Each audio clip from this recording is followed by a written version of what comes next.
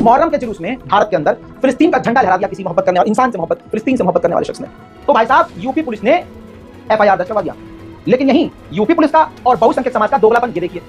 आधिकारिक तौर पर जब भारत पूरी तरह से फिलिस्तीन के साथ है और स्टेटमेंट जारी कर रहा है, ऐसे में बहुसंख्यक समाज के लोगों ने फिलिस्तीन के खिलाफ कि जो आंकड़े गाजा के अंदर मौत के बताए जा रहे हैं कि 36,000 37,000 मौतें हुई हैं, 40,000 मौतें हुई हैं, असल में ये कई गुना ज्यादा मौतें हुई हैं। याद होगा कि कई रिपोर्ट में आप लोगों को मैं बार बार बोल चुका था कि अभी कई हजार लाशें लापता हैं, कई लाशें ऐसी हैं जो लोग अपने पूरे परिवार के साथ खत्म हो गए हैं और उनका डेथ लिस्ट में रजिस्ट्री करवाने वाला कोई भी नहीं है। और गाजा के अंदर पूरा सिस्टम चरमरा चुका है, तो कोई अपडेट सटीक देने वाला भी नहीं है ऑफिशियली। लेकिन मेरे दोस्तों, बर्तानिया के मेडिकल जर्नल यानी बर्तानिया में एक सरकारी अखबार है, जो मैगजीन हेल्थ केयर को लेकर स्वास्थ्य, मौत, जिंदगी, बीमारियों से जुड़े हुए अपडेट सिर्फ अपने अखबार यानी अपनी मैगजीन में देता है। बर्तानिया का ये अखबार, नाम है इसका लैंसेट, इसने खुल्लम खुल्ला लिख दिया है कि 1,86,000 गाजा के लोग मारे जा चुके हैं। मौत के आंकड़े हद से ज्यादा हैं। 8% इजराइल ने गजा की आबादी को खत्म कर दिया है। दोस्तों 8%, लगभग खुद बता दिया है कि 1,86,000 और इससे भी ज्यादा लोग गाजा के अंदर इजराइल के द्वारा मारे गए हैं। लेकिन क्या कर सकते हैं दोस्तों, कोई फर्क नहीं पड़ता। अरब देश खामोश बैठा है।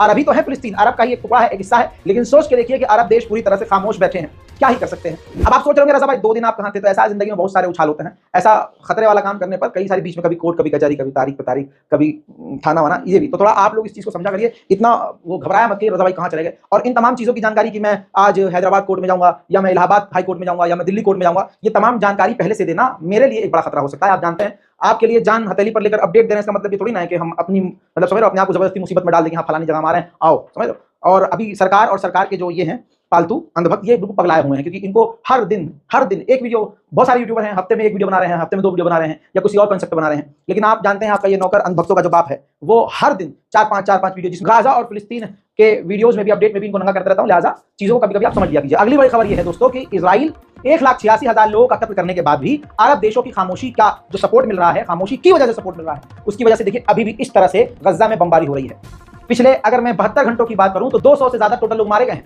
और अभी भी लाशें गजा में बिखर रही हैं। मेरे दोस्तों चारों तरफ, जी हाँ, मुहर्रम का ये महीना चल रहा है, गम का ये महीना चल रहा है। ऐसे में इजराइल पूरी तरह से गाजा को एक तरह से करबला की जमीन बना चुका है।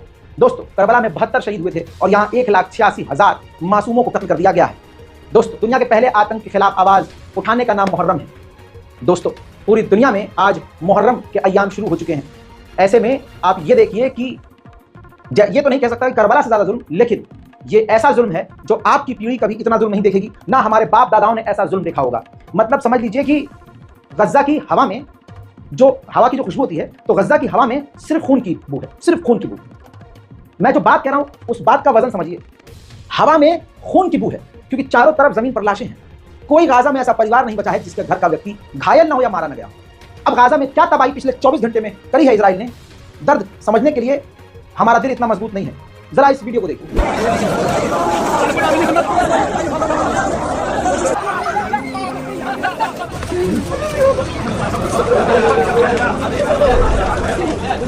इन्ना लिल्लाहि व इन्ना इलैहि राजिऊन। दोस्तों अब एक और तस्वीर दिखाऊंगा आपको, ये देखिए, जिसमें सिविलियंस के ऊपर, निहत्थे, उनके ऊपर मिसाइल गिरा रहा है इजराइल। इजराइल के पास इतने हथियार, इतने बम हैं कि वो 2 लोगों को भी मारने के लिए, निहत्तों मासूमों को मारने के लिए पूरी मिसाइल दाग दे रहा है। अब एक मिसाइल जो पूरे मोहल्ले को तबाह कर सकती है, वो मिसाइल डायरेक्ट ह्यूमन बॉडी पर गिर रही है। तो सोचिए लाश का क्या होगा, कीमा नहीं बनेगा, बोटी बोटी नहीं होगा तो क्या होगा। इस तरह की तस्वीरें गाजा से आ रही हैं और लोगों को फर्क ही नहीं पड़ रहा है। और भारत में देखिए, जब मुसलमान फिलिस्तीन के लिए बोल रहा है तो उसकी गिरफ्तारी की जा रही है। यहां भारत सरकार का दोगलापन और जो गवर्नमेंट के साथ जो काम करने वाली एजेंसियां हैं उसका दोगलापन देखिए। इंडिया यूएन में और इंटरनेशनल प्लेटफॉर्म पर फिलिस्तीन के साथ खड़ा है। फिलिस्तीन को मदद भेजने में, गाजा को मदद भेजने में भारत आधिकारिक तौर पर आगे रहता है। 2 स्टेट सॉल्यूशन की ये मोदी सरकार बात कर रही है, लेकिन नीचे से, टेबल के नीचे से इजराइल को हथियार भी दे रही है। और यही भारत के मोदी के चाहने वाले अंधभक्त, जैसा इजराइल फिलिस्तीनियों के साथ कर रहा है, वैसा ही भारत के मुसलमानों के साथ करने की तमन्ना रखते हैं और लगभग वैसा ही हो ही रहा है। फिलिस्तीनियों के मकानों को तोड़ा जा रहा है पुलिस की मदद से। ऐसे ही भारत में सरकारी एजेंसियों की मदद से झूठ बोलकर, आरोप लगाकर, गौ तस्करी का आरोप लगाकर मुसलमानों के मकानों को तोड़ा ही जा रहा है। इजराइल जैसे मस्जिदों को तबाह करता है, वैसे ही भारत में मस्जिदों को तबाह किया जा रहा है। मस्जिदों को किसी और संगठन, किसी और धर्म का जगह बताकर मस्जिदों को तोड़ा जा रहा है। मुसलमानों की मॉब लिंचिंग की जा रही है। अब ये डबल स्टैंडर्ड देखिए गवर्नमेंट का कि इंटरनेशनल प्लेटफॉर्म पर फिलिस्तीन के लिए खड़े हैं, लेकिन अंदर ही अंदर फिलिस्तीन के खिलाफ, क्योंकि फिलिस्तीनी मुसलमान हैं, फिलिस्तीन से कोई मतलब नहीं है। पूर्व प्रधानमंत्री माननीय अटल बिहारी वाजपेयी, जो इस बीजेपी के पौधे का गमला है, समझ रहे हैं, जो उन्होंने सींचा है बीजेपी, वो अगला शख्स ये कहते कहते इस दुनिया से चला गया कि हम फिलिस्तीन के साथ हैं, अरब की जमीन अरबियों की है, फिलिस्तीनियों की है। ये तमाम स्टेटमेंट गूगल पर मौजूद हैं, यूट्यूब पर मौजूद हैं, लेकिन बीजेपी किसी की नहीं है। मुहर्रम के जुलूस में भारत के अंदर फिलिस्तीन का झंडा लहरा दिया किसी मोहब्बत करने वाले इंसान से, मोहब्बत फिलिस्तीन से मोहब्बत करने वाले शख्स ने। यह मोदी झूठे नहीं तो कौन झूठा है? मोदी जी कहते हैं कि पूरी दुनिया हमारा घर है। अगर हमारे घर का कोई व्यक्ति परेशान होगा तो हमारा भाई तो होगा। तो अपने भाई को दर्द में देखकर फिलिस्तीन के लिए एक जुलूस के अंदर, जो शिया समुदाय का जुलूस निकल रहा था, उसके अंदर फिलिस्तीन का झंडा लहरा दिया। तो भाई साहब, यूपी पुलिस ने एफआईआर दर्ज करवा दिया। लेकिन यही यूपी पुलिस का और बहुसंख्यक समाज का दोगलापन ये देखिए। आधिकारिक तौर पर जब भारत पूरी तरह से फिलिस्तीन के साथ है और स्टेटमेंट जारी कर रहा है, ऐसे में बहुसंख्यक समाज के लोगों ने फिलिस्तीन के खिलाफ इजराइल के समर्थन में रैली निकाली और इजराइल का झंडा लहराया। पुलिस की इतनी हिम्मत न हुई कि इनको गिरफ्तार किया जाए, क्योंकि इंटरनेशनल प्लेटफॉर्म पर मोदी जी, मोदी गवर्नमेंट और मोदी जी का स्टेटमेंट फिलिस्तीन के साथ है। ये दोगली पॉलिसी है। अभी मेरे पीछे तस्वीर देखिए, भूखमरी 41 बच्चे भूख से मारे गए हैं। वाह, कितने? 41। गज्जा में भूख और प्यास को इजराइल हथियार बना। मेरे दोस्तों, करबला का वाकया आपने सुना होगा। कोई मुसलमान ऐसा नहीं है जिसको करबला ना पता हो। इमाम हसन के जो बेटे थे, अपने चचा के साथ, इमाम हुसैन के साथ करबला में शहीद हुए, और वैसे ही उनकी तरह कोई और शहीद ना हुआ, क्योंकि जनाब कासिम यानी इमाम हसन के जो बेटे थे, उनके बारे में रवायतों में यह है कि जब उनको कत्ल कर दिया गया, शहीद कर दिया गया, तो उनकी लाश पर यजीद की जो फौज थी उसने घोड़े दौड़ाए।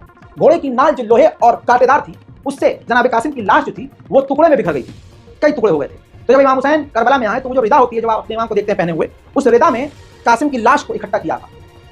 अब आइए आज के ज़माने में मैं दिखाता हूँ।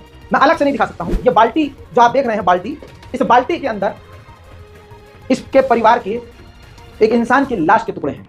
गाजा के एक इंसान के लाश के टुकड़े हैं। अगली तस्वीर भी इसी तरह है। ये बॉक्स जो आप देख रहे हैं, इसके अंदर जो जला हुआ गोश्त आपको नजर आ रहा है, कोई जली हुई चीज नजर आ रही है, ये भी फिलिस्तीनियों के लाश के टुकड़े हैं। वाह, मुझे नहीं पता कि आप इस दर्द को महसूस कर पा रहे हैं कि नहीं कर पा रहे हैं, लेकिन खुदा की कसम मुझे पता है कि अगर मैं आवाज उठा रहा हूं, मैं अगर बोल रहा हूं, तो मुझे अल्लाह ने जिस लायक बनाया वो मैं कर रहा हूं। कब्र में मुझसे इस मुद्दे पर सवाल किया जाएगा तो मैं बरी हो जाऊंगा।